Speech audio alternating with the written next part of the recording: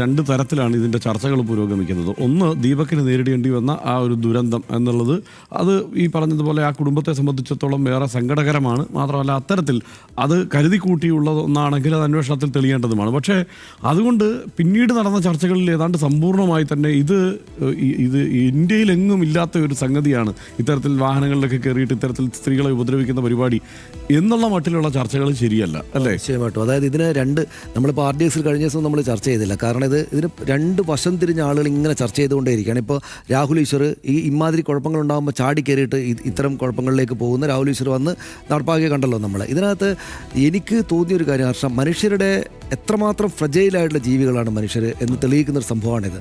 അവരുടെ അന്തസ്സ് പരിഗണിക്കപ്പെടണം എല്ലായിടത്തും എന്നതാണ് അതിലെ കാര്യം. അതായത് ഇപ്പോൾ ഏതോ നിലക്ക് ഷൂട്ട് ചെയ്യപ്പെട്ട് ദൃശ്യങ്ങൾ പ്രചരിക്കപ്പെട്ടതോടെ തൻ്റെ അന്തസ്സ് പോയി എന്ന വേവലാതിയിലാണല്ലോ ഇയാൾ ആത്മഹത്യ ചെയ്യുന്നത്, അല്ലേ? അങ്ങനെയാണല്ലോ നമ്മൾ മനസ്സിലാക്കുന്നത്. മറ്റേ പെൺകുട്ടിയാണെങ്കിൽ അവരുടെ അന്തസ്സ് ഹനിക്കുന്ന ഒരു പെരുമാറ്റം മറ്റേയാളുടെ ഭാഗത്തുനിന്നുണ്ടായി എന്നതാണ് ഈ വിഷ്വൽ എടുക്കാൻ അവരെ പ്രേരിപ്പിച്ചത്.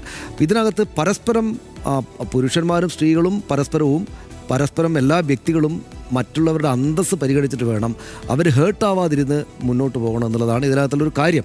അത് സ്ത്രീകൾ കാലാകാലങ്ങളായിട്ട് ഇത്തരം ബുദ്ധിമുട്ടുകൾ നേരിടുന്നുണ്ടെന്നുള്ളൊരു വസ്തുതയാണ് നമുക്കെല്ലാവർക്കും അറിയാം, ലോകത്തിലെ മുഴുവൻ ആളുകൾക്കും അറിയാം. ഈ വിഷയത്തിൽ നമ്മളിപ്പോൾ അദ്ദേഹത്തെ കുറ്റപ്പെടുത്തുക എന്നതൊന്നും സാധ്യമല്ല. നമ്മൾ ഏതെങ്കിലും ഒരു പക്ഷം പിടിക്കുന്നോ ഏതെങ്കിലും ഒരു പക്ഷത്തോട് ചേർന്ന് പറയുന്നതോ ശരിയായിട്ടുള്ള കാര്യമേ അല്ല. പക്ഷേ ഇതിനകത്ത് നമ്മൾ ഒരു സമൂഹം എന്ന നിലക്ക് പാഠം പഠിക്കേണ്ടത്, സമൂഹം എന്ന നിലക്ക് കരുതേണ്ടത്, ഇതര ജീവികളുടെ മറ്റു മനുഷ്യരുടെ സ്ത്രീകളും പുരുഷന്മാരും ആയിക്കോട്ടെ അവരുടെ അന്തസ്സ് നമ്മൾ കാര്യമായിട്ട് പരിഗണിക്കണം. അതിൽ തന്നെ സ്ത്രീകൾ സകല സ്ഥലത്തും ബുദ്ധിമുട്ടിൽ ആക്കപ്പെടുന്നുണ്ട് എന്നത് ഗൗരവമായിട്ട് നമ്മൾ കാണണമെന്നാണ് എനിക്ക് തോന്നുന്നത്. തീർച്ചയായും.